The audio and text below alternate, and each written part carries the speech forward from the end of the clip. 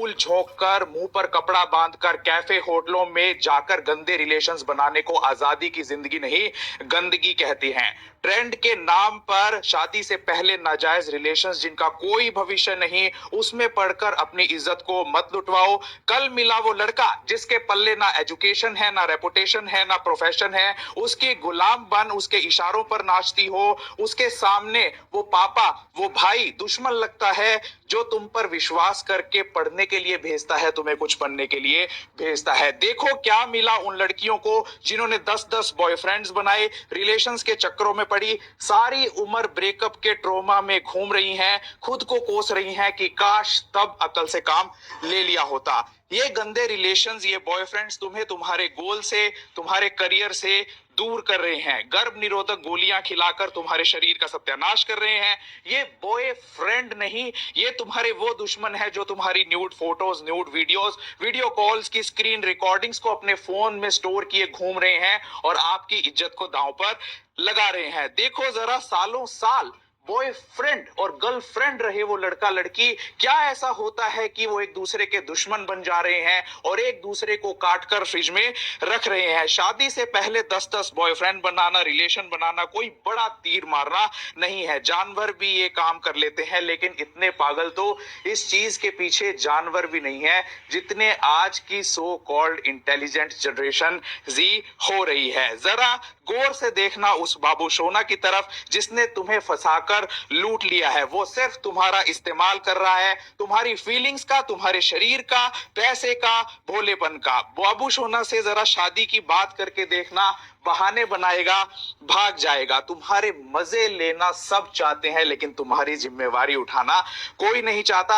आज तुम जरा मना करके देखना कि मैं नहीं कंटिन्यू करूंगी ये गंदा रिलेशन, मुंह पर थप्पड़ मारेगा, छोड़ने की धमकी देगा, ब्लैकमेल करेगा, क्या पता काट के फ्रिज में ही ना रख दे। क्या वो बाबू सोना तुम्हें माँ बाप की तरह पाल सकता है? क्या वो बाबू सोना भाई की तरह तुम्हारी रक्षा कर सकता है?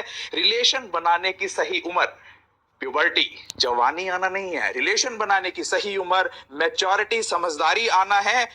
मैच्योरिटी भी कब आती है आपको पता है?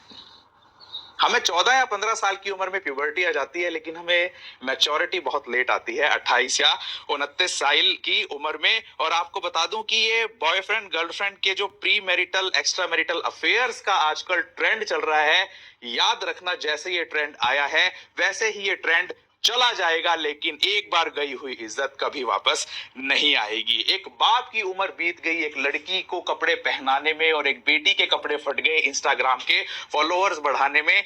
ये हाल आज सोसाइटी का हो चुका है। लेकिन क्या आपको पता है कि इसके लिए पेरेंट्स भी जिम्मेवार हैं, और कई केसेस में तो पेरेंट्स ही जिम्मेवार हैं बच्चों को सीधे तौर से बिगाड़ने में। कैसे, आइए सुनिएगा। आज बच्चा गाली निकाल दे या कोई अश्लील शब्द बोल दे तो अगले दिन पेरेंट्स जाकर स्कूल के टीचर्स का गला पकड़ लेते हैं, ये वर्ड्स कैसे बोल दिए मेरे बच्चे ने। और वही पेरेंट्स अपने बच्चों को साथ बैठाकर ऐसी फिल्में, ऐसी वेब सीरीज देख रहे हैं और उन फिल्मों में यूज की हुई गालियों पर तालियां पीट रहे हैं। यहां पर उन पेरेंट्स का डबल जो गेम है वो समझ में आ जाता है। खुद वही पेरेंट्स, कई फादर्स इतनी गंदी गालियां अपने कस्टमर्स को, अपने क्लाइंट्स को, अपने रिश्तेदारों को, जानकारों को फोन पर दे रहा होता है, पास में बेटा बैठा है या बेटी उसे ध्यान में नहीं होता। आपको पता है कि आज मैक्सिमम फादर्स शराब पीते हैं, शराब पीकर घर आते हैं, चाहे वो ओकेजनली क्यों ना हो। आज की माएं भी मॉडर्न बनने के चक्कर में सिगरेट पीने लगी हैं, किट्टी पार्टीज में जाकर शराबें पीने लगी हैं, और वही पेरेंट्स हमारे पास आती हैं, डॉक्टर साहब मेरा बेटा, मेरी बेटी शराब पीने लगी है, वेपिंग करने लगी है, सिगरेट पीने लगी है, पता नहीं क्या हो गया है। और किसे पता होगा? आपको ही पता है। कोई भी स्कूल टीचर या कोई भी स्कूल प्रिंसिपल किसी बच्चे को शराब पीना सिखाता है क्या? सिगरेट पीना सिखाता है क्या? वेपिंग करना सिखाता है क्या? गाली देना सिखाता है क्या? वो कौन सिखा रहा है? घर में ही जब उन चीजों का जनरेशन हो रहा है तो आने वाली जनरेशन पर उसका इफेक्ट पड़ेगा ही। देखना जरा, आपको पेरेंट्स से कहते मिल जाएंगे बच्चा वीक हो रहा है, बच्चा